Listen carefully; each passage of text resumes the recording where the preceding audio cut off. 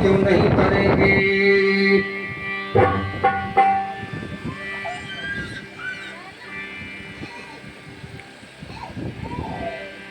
सदन कसाई पूर्व जन्म में एक बड़े सभ्रांत ब्राह्मण घर में जब जन्म लिए थे,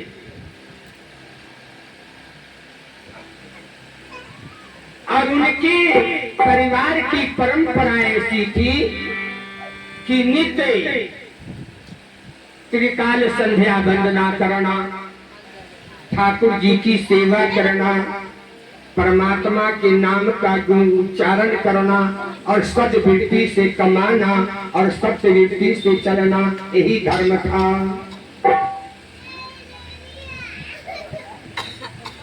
एक दिन सदन ये जब एक सियाने हुए तो एक जंगल में जाकर परमात्मा की साधना करने लगे, बैठकर साधना करने लगी, परमात्मा प्राप्ति। एक कसाई का घर का गाय खुलकर भाग चली, एक कसाई के घर की गाय भाग चली। भागती भागती वो गाय जंगल में चली गई।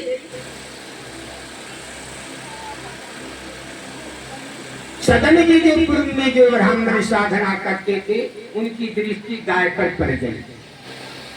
उधर से कसाई दौड़ा आया, कहा बाबा आपने इधर से गाय को भागते देखा जाते।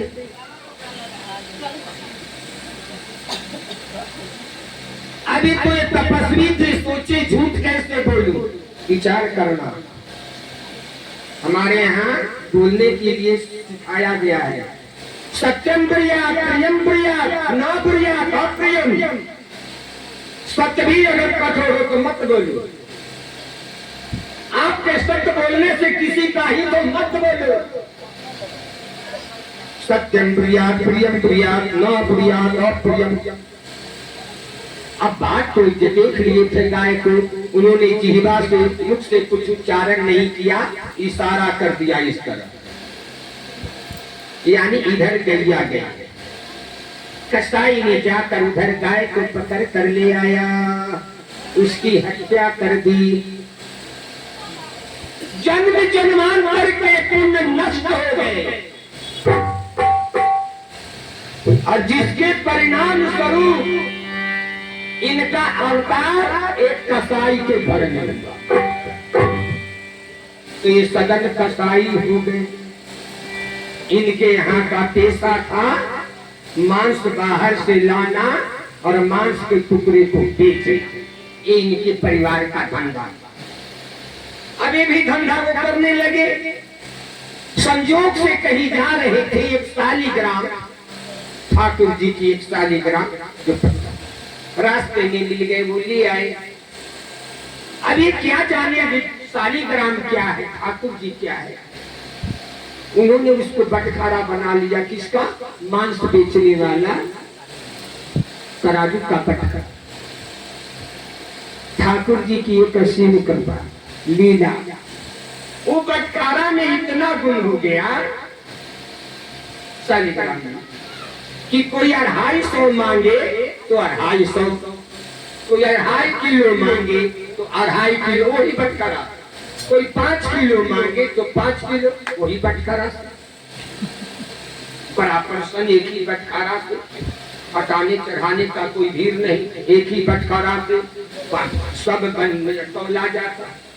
एक दिन एक पंडित जी चले जा रहे थे, उनकी दृष्टि पड़ गई सदन कसाई के तराजू के बटखारे पर।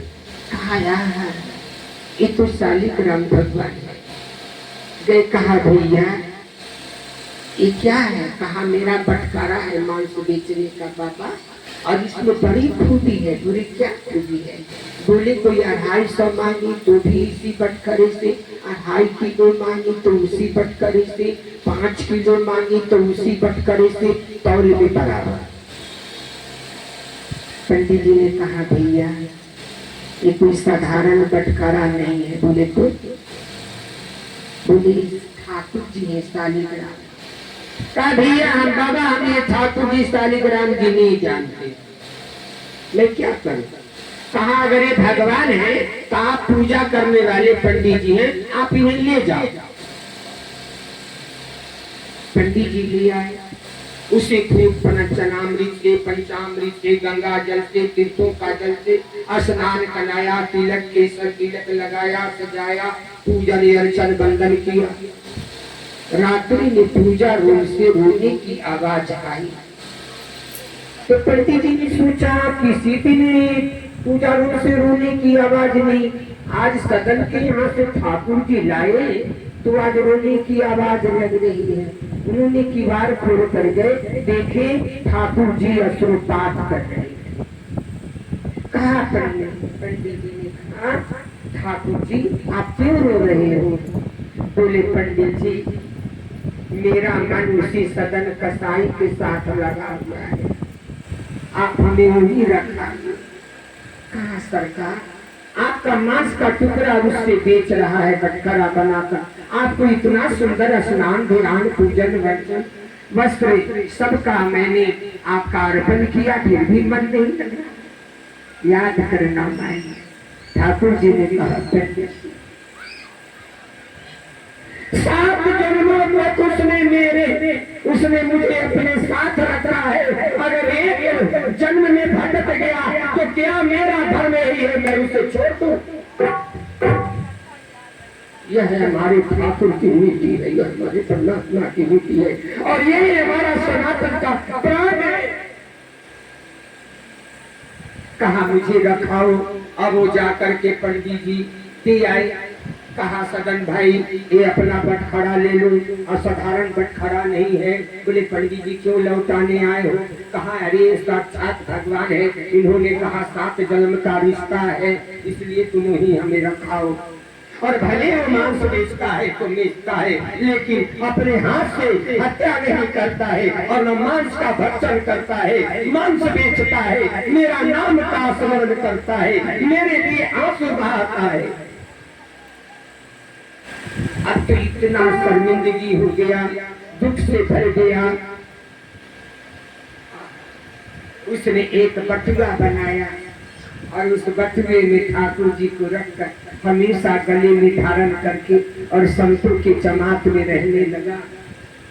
सुना कि जगन्नाथपुर में रथ आता है, उस टोले मोहल्ले के बहुत सारे संत वृंद भक्त गृहस्थ जा रहे थे, सदन कसाई भी चले जगन्नाथपुर। जाते जाते एक दिन शाम हो गई। शाम के समय एक दरवाजे पर गए, बोले माता जी भिक्षाम देई भिक्षाम देई।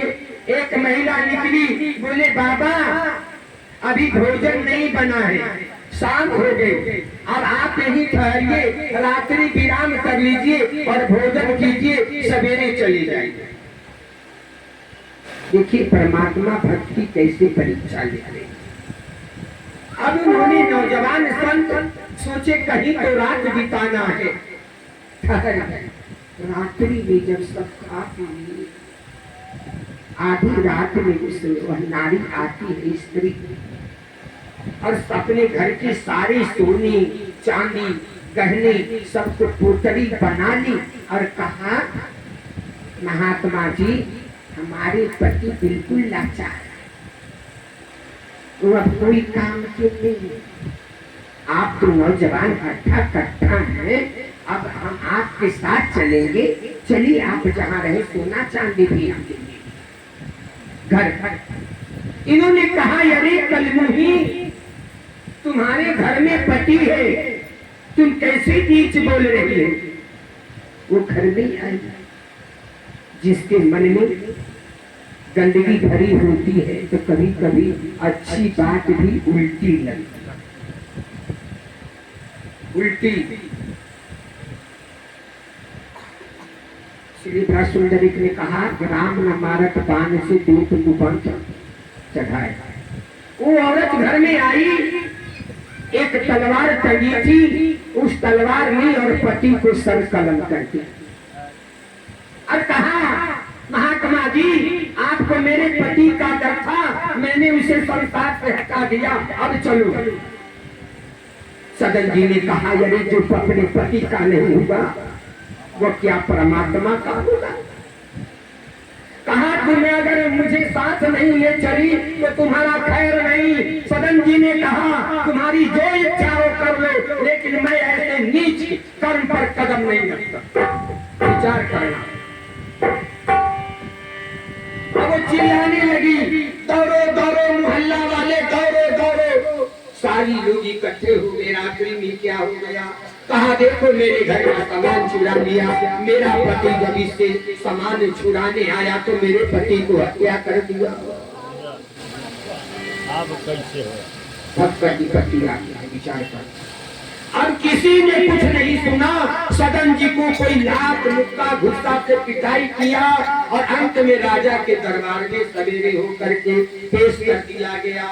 राजा सिंहासन पर बैठे देखा तो संत और असंत की पहचान है आंख से, उसकी ललाट से और उसकी वाणी से। इनसे संत और असंत की पहचान है। राजा जब सिंहासन पर बैठा देखा, अरे नौजवान तो है लेकिन इस संत लग रहा है, हत्यारा नहीं लग रहा है। बोले तुम स्त्री, क्या है तुम्हारा कहना? बोले महाराज, मेरे पति को इसने हत्या किया। राजा ने पूछा, ए नौजवान महात्मा, तुमने इसको इसके पति की हत्या किया? सदन कसाई जी कसाई का काम करते थे, लेकिन सोचे जो परमात्मा का विधान है उस पर अपना विचार नहीं डालना है, परमात्मा के विचार को स्वीकार कर लेना है। मौन हो गए, चुपचाप। तो मौन का अर्थ है स्वीकार करना। अब राजा ने कहा, इसको दंड क्या दे? इसको दंड देने लायक नहीं है, फिर भी इसने गलत किया है। जिस हाथ से वो हाथ इसको काट दो।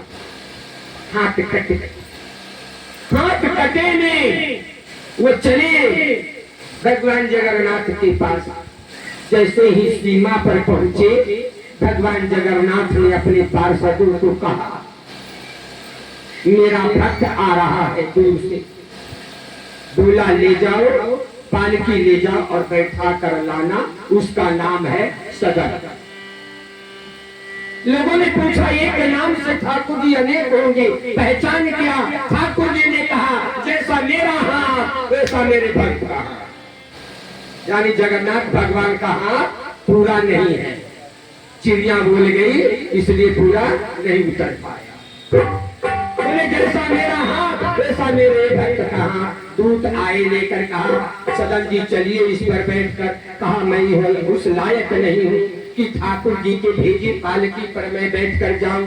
फिर भी जब वहां गए तो कहा, मेरा एक शर्त है, मैं इतना अधम हूँ कि ठाकुर जी के दरवाजे देहरी के अंदर में नहीं जा सकता। जाकर खड़े हो गए और जब ठाकुर जी देखे नहीं आ रहा है, ठाकुर जी सिंहासन से उठ करके और वहां गए, इसलिए उस जगह का नाम पड़ गया पतित पावन भगवान जगन्नाथ।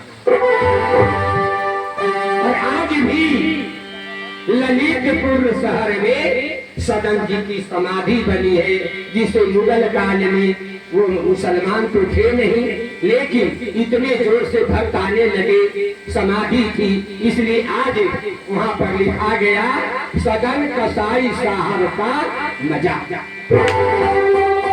तो कहने का भाव है कि परमात्मा इतने कृपा बरसाने हैं। हमें सदन कसाई की गति क्यों हुई? केवल समर्पण हो गया, श्रद्धा और विश्वास जग गया। इसलिए श्रद्धा, विश्वास और प्रेम जीवन में बनाए रखना है। बस चलते चलते दो लाइन का कि प्रेम दीवाना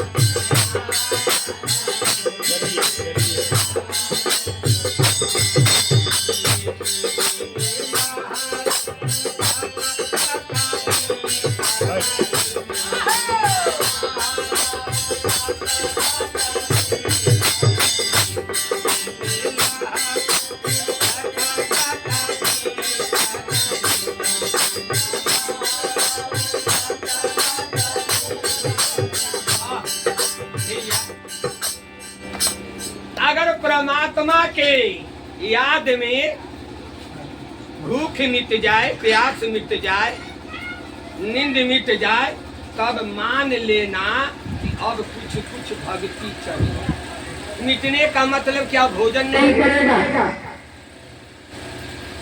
भोजन की लालसा छूट जाएगी, भोजन का फिक्र छूट जाएगी। अगर जिस भक्त को भोजन की भूख 4 रोटियों की और चर्चा में जाने में